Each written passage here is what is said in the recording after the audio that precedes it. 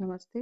आज हम पढ़ रहे हैं बहुपद के शून्यक और अलग-अलग प्रकार के, जो हमने पहले भी बताया था। मैंने बहुपद घात के अनुसार किस प्रकार के होते हैं, उसके आगे उनके बारे में प्रत्येक अलग-अलग प्रकार में डिटेल से पढ़ते हैं। ठीक है, जो अपने सिलेबस में है। रैखिक बहुपद, उसको बोलते हैं लीनियर पॉलिनोमियल। देखो, रैखिक बहुपद वह होता है जिस बहुपद की घात एक होती है। मैं आपको पहले समझा चुकी हूँ। बहुपद की घात एक हो तो ये कहलाता है रैखिक बहुपद या लीनियर पॉलिनोमियल। घात क्या होती है इसकी? एक। जैसे एग्जांपल ये दे रही मैंने x+5 लिखा, तो यहाँ x की घात क्या है? एक है। ये कैसा है? रैखिक बहुपद है।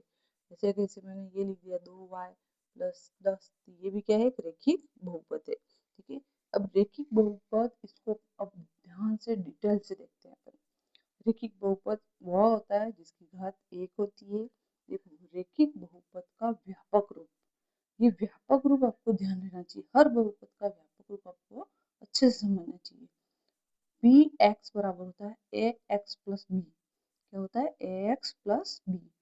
एक घात है, यहाँ पे चर है x और इसकी घात कितनी है? एक।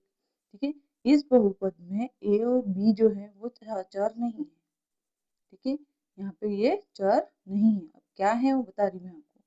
यहाँ पे इसका व्यापक रूप होता है रैखिक बहुपद का ax प्लस बी। ठीक है, अब यहाँ जो a है, a जो है वो x का गुणांक है। x का गुणांक है, मतलब इसकी जगह कोई ना कोई संख्या होगी। ठीक है, ये व्यापक रूप ये नहीं आता है सवाल में। इस जो भी क्वेश्चन होता है वो इसके ऊपर रहता है, इसके बेस पे रहता है। ठीक है, जैसे इसमें यहाँ पे a की जगह कोई संख्या होगी, b की जगह भी कोई संख्या होगी। ठीक है, x इसका चर है। अब a क्या है? x का गुणांक। x के आगे लिखा हुआ है इसलिए x का गुणांक है। b क्या है? अचर। b क्या है? अचर। यहाँ कोई ना कोई संख्या होगी, b के साथ में कोई भी चर नहीं है, इसका मतलब ये क्या है? अचर। ठीक है, यहाँ पे A B A B C D, इसका मतलब ये मत मान लेना ये अचर है। ठीक है, तो इसका व्यापक रूप क्या हुआ? ए एक्स प्लस बी। ए क्या है? एक्स का गुणांक, बी क्या है? अचर। देखो एग्जाम्पल से समझाती हूँ मैं आपको। जैसे 3x+5 लिखा है, 3x+5 में क्या है? ए क्या है? एक्स का गुणांक। एक्स का गुणांक यहाँ पे क्या है? 3। ये ए है, और प्लस करके 5 जो किया है वो क्या है? बी है। ठीक है, इस तरह से ये व्यापक रूप इसका जो है उससे सिमिलर है ना, उसके समान है। तो ए एक्स प्लस बी, ये इसका क्या हुआ? व्यापक रूप के जैसा है। और ये क्या है? इसकी घात क्या है? चर की एक।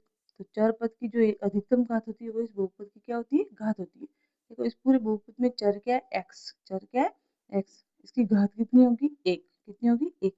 घात एक है तो ये कैसा हुआ? रैखिक बहुपद। ये कैसा हुआ? रैखिक बहुपद। और चर क्या है यहाँ पे? 5। ठीक है, 5। देखो, पद कितने? एक पद और दो पद, मतलब दो पद वाला है तो द्विपदीय हुआ है ना। दो पद वाला है तो कितना हुआ? द्विपदीय हुआ।